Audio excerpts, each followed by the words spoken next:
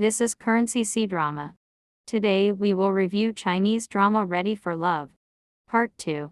Tang Jingxing took out an engagement agreement and threw it on the table for Meng Chuxia to look at. Tang Jingxing stated that they had rumors at Wanmao, so they needed to publicly announce their relationship. Afterwards, he would give her 2 million. Meng Chuxia hurriedly told him that she had a boyfriend. Tang Jingxing presented a clear bill for Meng Chuxia to see, but she proposed a condition to shorten the contract period to 3 months. Tang Jingxing agreed, and then Meng Chuxia signed her name. They shook hands and made peace. When Meng Chuxia heard that Tang Jingxing wanted her to go home with him after work, she began to worry about the two of them being alone together. However, she felt relieved after learning that they would have dinner at his home. The supervisor informed everyone that they would be treated to a meal tonight and invited them to gather together. The employees in the company started discussing Meng Chuxia and General Manager Tang. Suddenly, Tang Jingxing came out and told everyone that Meng Chuxia had a family banquet to attend at his place tonight. Then Tang Jingxing took Meng Chuxia's bag to his office and handed her a set of formal attire, asking her to change and go home for dinner together. In the evening, Tang's old lady was very happy to see Meng Chuxia. It turned out that she was the girl who saved her in the morning. Meng Chuxia was surprised to learn that Tang Jingxing was the old lady's grandson.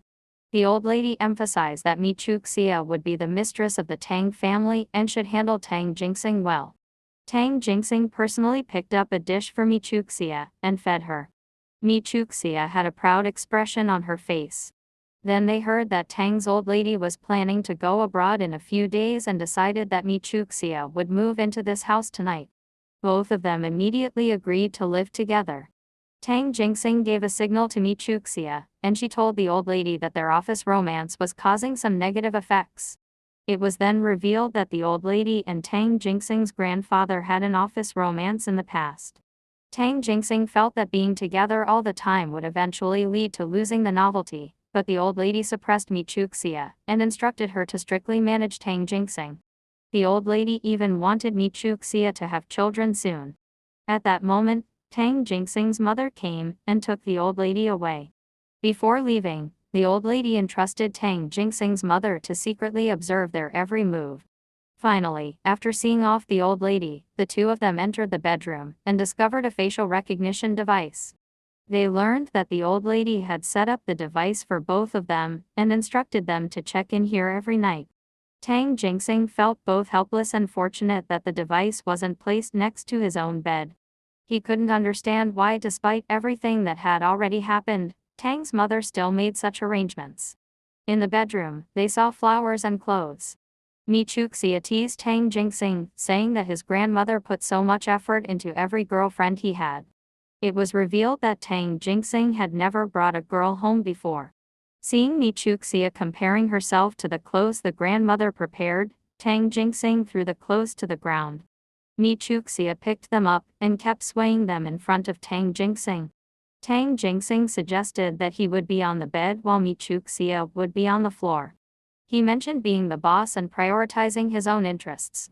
Under the threat, Meng Chuxia reluctantly sold her face and smiled. Watching Tang Jingxing enter the bathroom, Meng Chuxia lazily lay on the bed.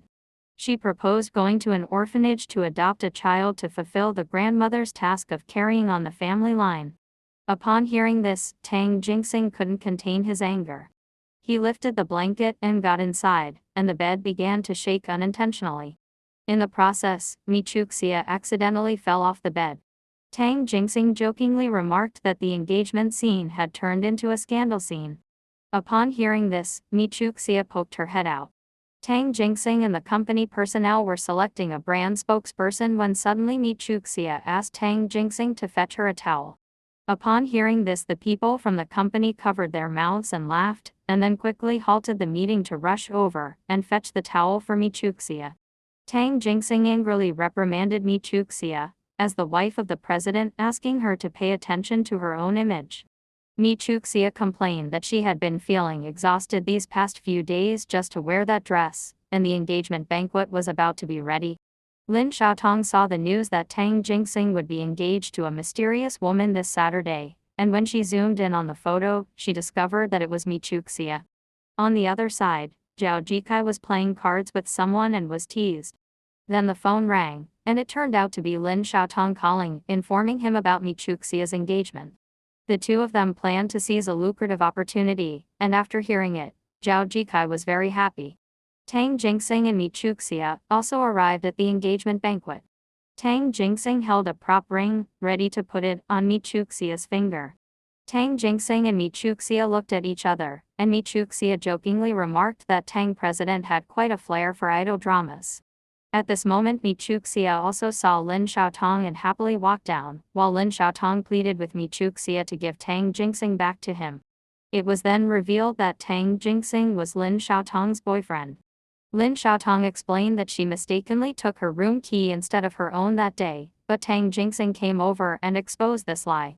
He also revealed her true identity as a model at the Wana exhibition booth and showed the surveillance video from the hotel that day. After watching it, Lin Xiaotong lowered her head. Tang Jingxing explained Lin Xiaotong's various suspicions. Lin Xiaotong, taking advantage of her birthday, pushed her best friend Meng Chuxia onto Tang Jingxing's bed.